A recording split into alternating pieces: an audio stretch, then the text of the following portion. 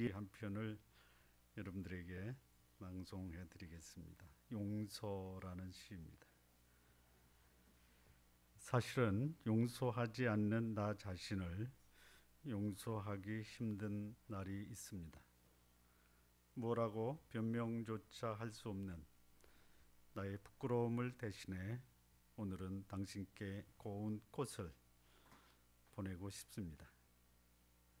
그토록 모진 말로 나를 아프게 한 당신을 미워하는 동안 내 마음의 잿빛 하늘엔 평화의 구름 한 점 뜨지 않아 몹시 괴로웠습니다.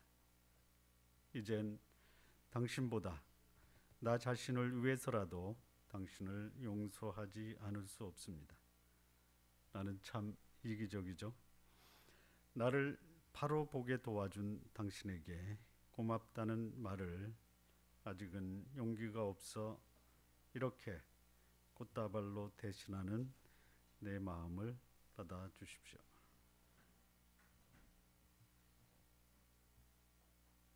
자신에게 해를 끼친 사람을 용서하는 것이 참 쉽지가 않습니다. 더군다나 목숨을 취하려고 하다가 노예로 팔아버린 사람, 그것이 형제일 경우에는 참 더더욱 용서하기가 어렵습니다. 멀리 있는 사람, 그가 다른 사람에게 잘못했든 잘했든 전혀 염두에 두지도 않을 뿐더러 신경도 쓰지 않습니다. 하지만 나에게 직접적으로 피해를 주고 모독을 준 사람, 그러면서도 뉘우치는 기색이 없는 사람, 이 사람에게는 어떤 형태로든 복수를 하려고 할 것입니다. 자, 이 요셉, 자기 눈앞에 자기를 팔았던 형제들이 서 있습니다. 과거에 자기를 팔아버린 형제들입니다. 아버지의 사랑을 독차지했다라는 이유로, 그리고 자신의 꿈을 말해서 형들의 기분을 나쁘게 했다라는 이유로 자신을 죽이려고 했다가 노예로 팔아버린 형제들입니다. 이런 형제들이 이제는 마치 죄인처럼 자신 앞에 연신 굽실거리며 목숨을 구걸하는 신세로 자기 앞에 서 있습니다. 자, 이렇게 인생이 반전된 상태에서 얼마든지 복수하고 원수를 갚을 수 있는 형편에 복수하지 않고 형제들을 용서한 이 요셉의 삶이 우리가 오늘 배우고자 하는 교훈입니다. 복수하고 싶은 형제, 그러나 그리하지 않고 용서하신 일이 과연 가능한가? 용서가 가능하다면 어떻게 하는 것이 바람직한가? 오늘 우리는 본문에서 원수와 같은 형제를 진정으로 용서한다라는 것이 무엇인가를 살펴보겠습니다. 자, 오늘 본문에서 이 원수를 어떻게 용서할 것인가, 이 말씀을 먼저 우리가 먼저 나눴던 말씀에서 찾아보겠습니다. 42장 21절 말씀인데요. 42장 21절 말씀은 그들이 서로 말하되 우리가 아우의 일로 인하여 범죄하였도다. 그가 우리에게 애걸할 때에 그 마음의 괴로움을 보고도 듣지 아니하였으므로 이 괴로움이 우리에게 임하도다. 이것은 요셉의 형제들이 그들이 요셉에 의해서 정탐꾼으로 우회를 받을 때, 그리고 목숨이 부지간에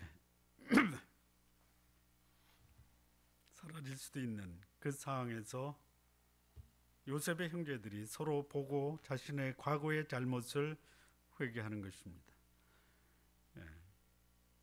원수 같은 형제를 진정으로 용서한다라는 것이 뭐냐? 용서의 선언 전에 그 용서받을 자가 진정으로 회개했는가를 확인하여야 합니다. 자, 요셉은 형제를 처음 보는 순간부터 용서를 선언하고 형제로 받아들이지를 않았습니다. 기왕에 용서할 것이라면 아예 처음부터 용서하고 형제를 보이면 좋지 않겠는가, 이렇게 생각할 수도 있습니다.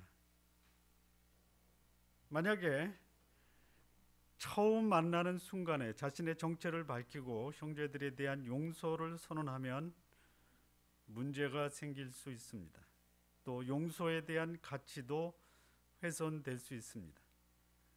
요셉이 처음 만나는 순간 형제들에게 용서를 선언하였다면 형제들은 회개할 기회도 놓치게 되고 맙니다. 오히려 동생 요셉의 신분을 이용해서 자신의 분수와 위치를 망각할 수도 있을 것입니다. 요셉은 용서를 합니다. 그러나 용서하기 전에 철저히 과거 청산을 하고 있습니다. 잘못된 형제들의 회개와 변화를 확인하고 있습니다. 진상을 밝히는 일, 회개하는 일이 전제되지 않고 용서하는 것은 오히려 자기 성찰과 회개의 기회를 빼앗아 버리는 경솔한 처사가 될 수 있습니다. 용서는 해야 됩니다. 그러나 철저한 회개와 자기 성찰이 전제되어야 한다라는 것입니다. 물론 회개하지 않는다고 복수하겠다라는 마음을 갖는 것도 바람직한 것은 아닙니다. 용서하는 마음을 가지고 용서하되 진정한 용서를 위해서 잘못된 자의 회개가 선행되어야 합니다. 우리 지난주에 말씀하신 누가복음 17장 3절 4절에 보면 너희는 스스로 조심하라. 내 형제가 죄를 범하거든 경계하고 회개하거든 용서하라. 만일 하루 7번이라도 내게 죄를 짓고 7번 내게 돌아와 내게 회개하노라 하거든 너는 용서하라 하시더라. 이 죄 짓는 것을 쉽게 단절할 수가 없습니다. 그러나 그럼에도 불구하고 이 죄 지은 것을 회개하고 잘못을 반성하고 성찰하고 돌이키면 언제든지 용서해 줄 마음은 가지고 있으라는 말씀입니다. 그리고 진정한 회개는 눈물을 흘리는 것 그 이상의 의미를 갖고 있습니다. 회개는 자신의 과거와 현재를 하나님 앞에서 직시하고 자신의 무력감을 인정하며 하나님의 간섭하심을 인정하는 데서 시작되는 것입니다. 진정한 회개는 과거와 전혀 다른 모습으로의 변화가 회개입니다. 요셉의 형들은 그들의 잘못에 대해서 시인하고 회개하였습니다. 그들이 서로 말하되 우리가 아우의 일로 인하여 범죄하였도다. 그가 우리에게 애걸할 때에 그 마음의 괴로움을 보고도 듣지 아니하였으므로 이 괴로움이 우리에게 임하도다라고 그들은 그들의 과거의 잘못을 성찰하고 반성하고 회개하고 있습니다. 그리고 그들은 회개에 합당한 열매를 맺었습니다. 부모와의 관계, 그리고 그들의 삶의 방식, 그리고 형제들 간의 사랑으로 그들의 변화된 것을 보여주었습니다. 이제 남은 것은 용서와 화해의 시간입니다. 그들의 삶의 변화가 그들의 회개를 입증합니다. 형제 간의 화목과 연합으로 진정한 회개를 보였습니다. 폭력적이고 충동적이며 자기중심적인 삶을 떠났던 자들이 합리적으로 사람을 설득하는 대화의 모습에서 그들은 회개한 그들의 삶의 변화를 보였습니다.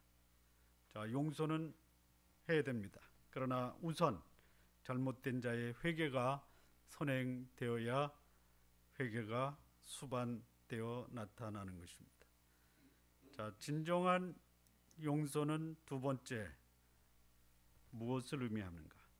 바람직한 용서는 어떻게 하는 것인가? 1절에서 4절을 보시면요. 요셉이 시종하는 자들 앞에서 그 정을 억제하지 못하여 소리질러 모든 사람을 자기에게서 물러가라 하고 그 형제에게 자기를 알리니 때에 그와 함께한 자가 없었더라. 요셉이 방성대곡하니 애굽 사람에게 들리며 바로의 궁중에 들리더라. 요셉이 그 형들에게 이르되 나는 요셉이라 내 아버지께서 아직 살아계시니까. 형들이 그 앞에서 놀라서 능히 대답하지 못하는지라. 요셉이 형들에게 이르되 내게로 가까이 오소서. 그들이 가까이 하니 가로되 나는 당신들의 아우 요셉이니 당신들이 애굽의 판자니라. 진정한 용서는 사랑에 대한 자기 표현이 분명히 있어야 한다라는 것입니다.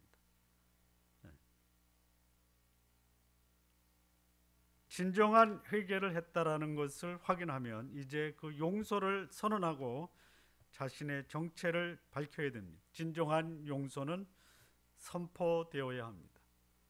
속으로 용서하고 선포하지 않으면 용서받을 사람이 그 용서한 사람의 진정한 용서의 마음을 알 수가 없습니다. 이런 사람도 있어요. 내가 용서하면 또 앞으로 있을 배반, 잘못을 예상해서 용서의 선포는 뒤로 유보하겠다. 바람직하지가 않습니다. 신중하게 용서해야 되지만 진정한 회개를 확인했다면 용서를 지체할 이유가 없습니다. 요셉은 자기의 마음을 억제할 수 없었다라고 합니다. 복받치는 감정 억누를 수가 없습니다. 진정한 용서는 형제애로 인해서 자기 마음에 그 정이 불타오르는 것을 억제할 수가 없습니다. 진정한 용서는 복수보다는 사람에 대한 사랑이 더 소중하다라는 것을 고백하는 것입니다. 복수심이 용서하는 마음보다 클 때 그 복수심은 자신을 괴롭히는 것, 오히려 그 복수심이 자신을 더 크게 괴롭힌다라는 것입니다. 복수하는 것보다 용서하는 것이 훨씬 더 위대한 것입니다.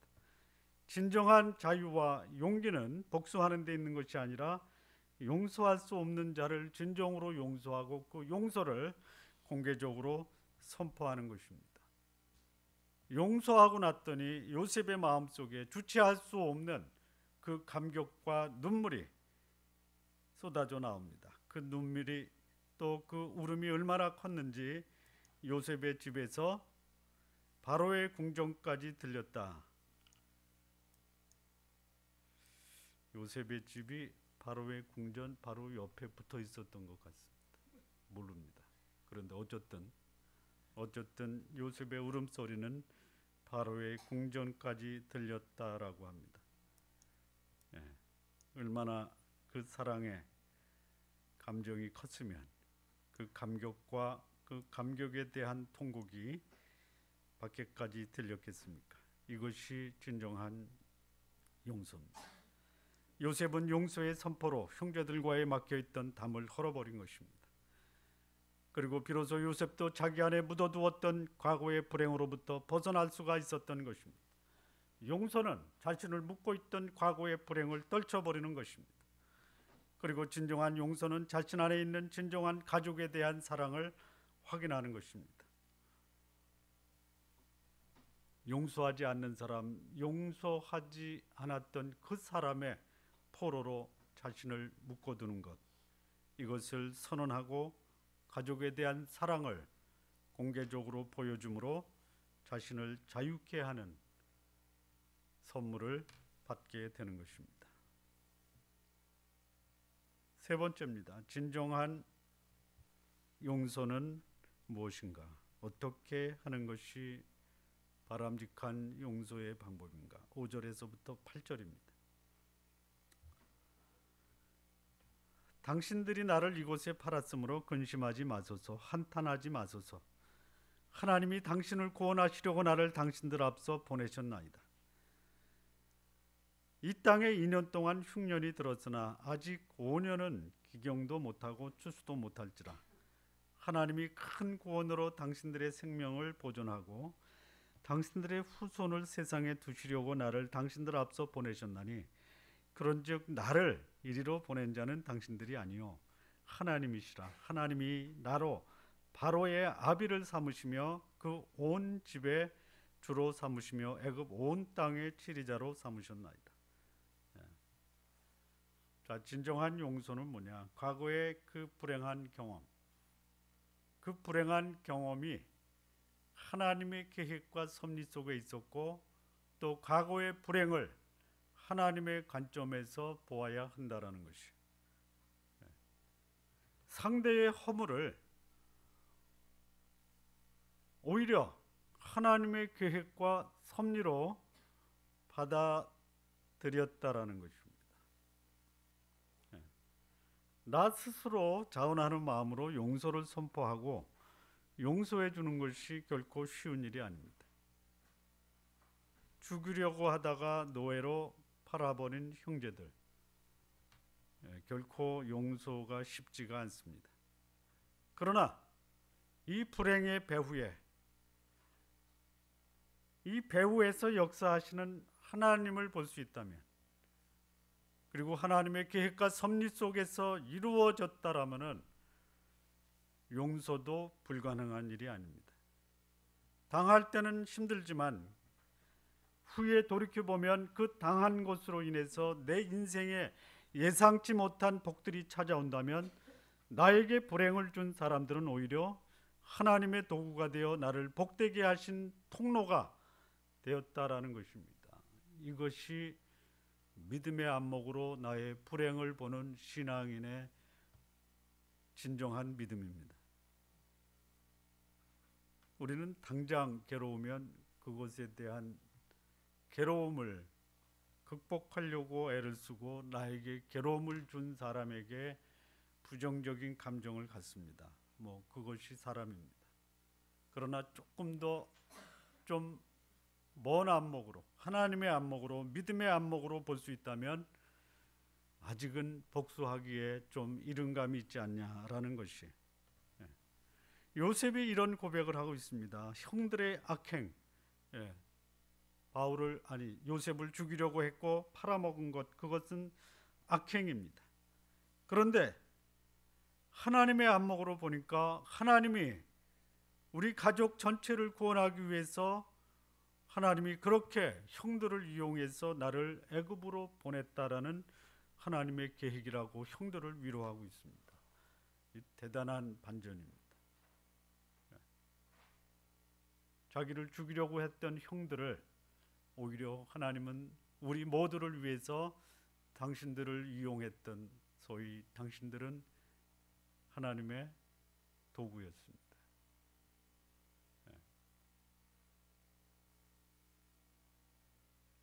자기들의 잘못이에요. 회개했습니다. 그런데 회개하고 나니까 요셉이 그들을 위로할 때 당신들은 어쩌면 이겁니다. 하나님의 희생물이었습니다. 이 얘기입니다. 아마 형들의 마음속에 가지고 있었던 그 온갖 괴로움과 그리고 자책하는 마음을 일거에 씻어버리는 요셉의 위로입니다. 여러분에게 잘못한 사람, 그 사람 마음속에 있었던 그 죄책감, 자책을 일거에 쓸어버릴 수 있는 이 요셉과 같은 지혜의 그리고 믿음의 안목을 가지시기를 바랍니다. 진정한 용서는 악행 뒤에서 역사하시는 하나님의 섭리와 계획을 볼 수 있을 때 가능하다라는 것이, 요셉이 애굽에서 형들에 대한 생각, 그 생각을 했을 것입니다. 하나님 아버지, 우리 형들 여기 왔는데 저들을 어떻게 하면 좋을까요?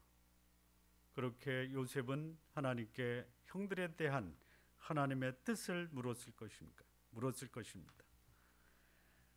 하나님이 말씀하시기를 요셉에게 이렇게 말씀해 줬을 것이다 생각이 됩니다. 내 형제들은 내가 너를 위해 사용한 도구라는 것을 너도 알지 않냐? 때가 되면 형들에게 이 말을 하여 너와 그들 사이에 맺혀 있는 앙금을 다 털어버려라. 이렇게 말씀을 하셨을 것입니다. 요셉은 형들에게 하나님의 계획 속에서 진행되어 온 자신의 삶을 형들에게 말합니다. 그리고 형들 마음속에 남아 있었던 그 앙금을 확실하게 씻어 버렸던 것입니다. 신앙인은 하나님의 안목으로 인간관계에서 아픈 경험을 보게 됩니다.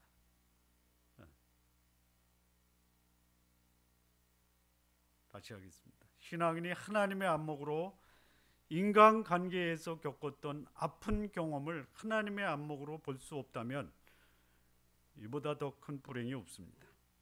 불행한 사건도 힘든 일이지만 그 불행한 사건에 대해서 자의적인 해석과 복수심을 갖고 복수하겠다라는 것은 더더욱 불행한 것입니다. 적어도 신앙이라면 자신의 삶에 찾아온 불행을 하나님의 안목으로 볼 수 있는 믿음이 있어야 됩니다. 형들의 잘못된 행위는 잘못된 것입니다. 그러나 그런 잘못된 행위가 하나님이 나를 위해 사용하신 하나님의 도구였다면, 그리고 그것을 이해할 수 있다면 복수보다는 오히려 감사의 조건이 될 수 있다라는 것입니다. 진정한 용서는 상대의 잘못을 하나님이 사용하시는 하나님의 도구, 악을 선용하시는 하나님의 계획이라는 것을 볼 수 있을 때 용서가 가능한 것입니다.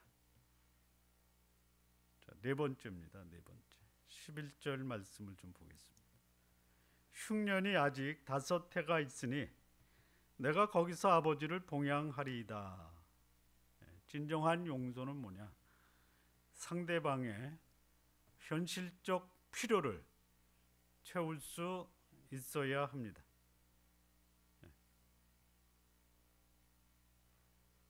11절 후반부에 아버지와 아버지의 가족과 아버지의 모든 소속이 결핍할까 하나이다. 이렇게 요셉이 자기 아버지를 모시고 오라고 형제들에게 한 말입니다.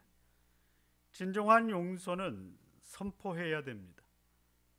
그리고 하나님의 뜻에 대한 이해를 넘어 나에게 해를 끼친 자에게 선을 행하는 수준까지 이르러야 합니다.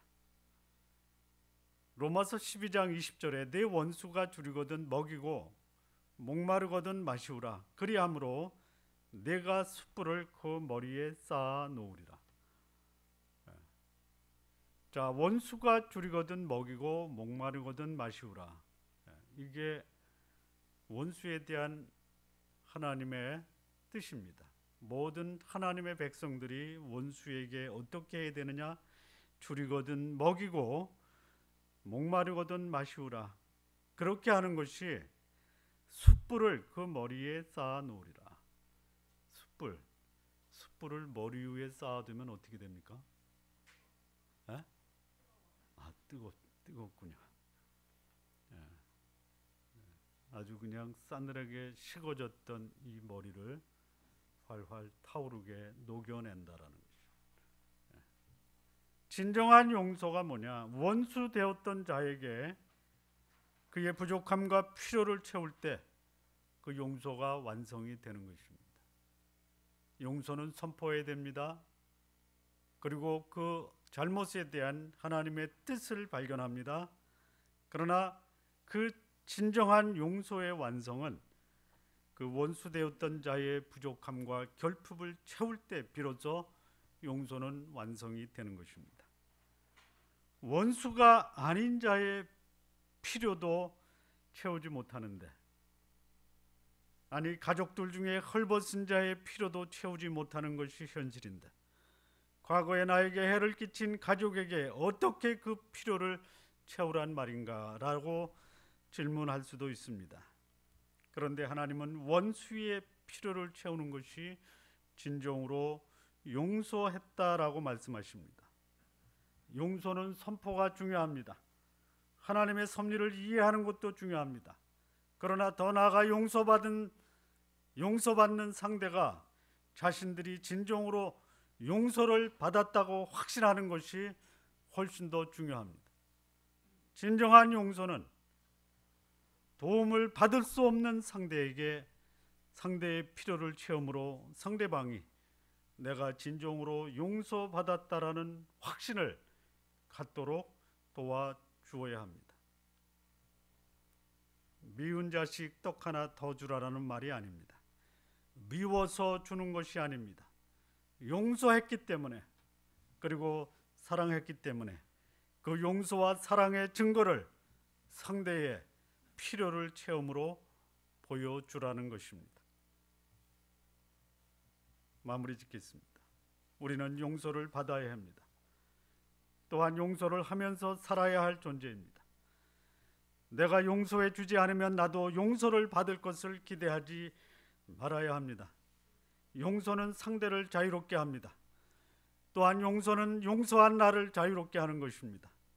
복수하고자 하는 마음이 있으면 이를 극복하지 못하는 한 결코 나는 그 복수해야 할 사람의 노예가 되어 살 수밖에 없습니다. 진정한 용서를 위해서 용서에 앞서서 상대방의 회개와 변화를 확인하여야 합니다. 복수보다는 자신 마음에 있는 사랑과 용서에 대한 선포를 해야 합니다. 이 선포는 모든 사람이 알 수 있을 정도로 큰 소리로 해야 합니다. 그리고 자기에게 잘못한 사람이 오히려 하나님이 나를 위한 계획과 섭리였다라는 하나님의 안목을 가져야 합니다.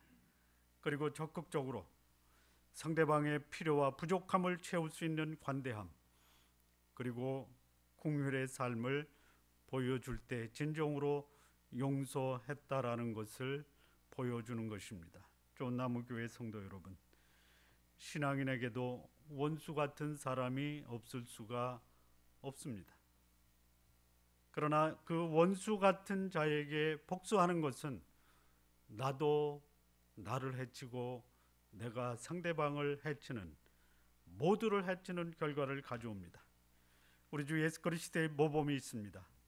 나에게 해를 끼친 자를 통해서도 나를 하나님의 위대한 사람으로 만들려는 하나님의 위대한 뜻이 있다라는 것을 알고 나에게 해를 끼친 그 사람을 오히려 사랑하고 그 사람 때문에 감사할 수 있는 삶, 우리 성도님들의 삶이 되시기를 진심으로 바랍니다. 기도하시겠습니다. 하나님 아버지, 감사합니다. 참 세상 살아가면서 수많은 사람들 만나고 때로는 도움을 받고, 그러나 때로는 그로 인해서 아파하고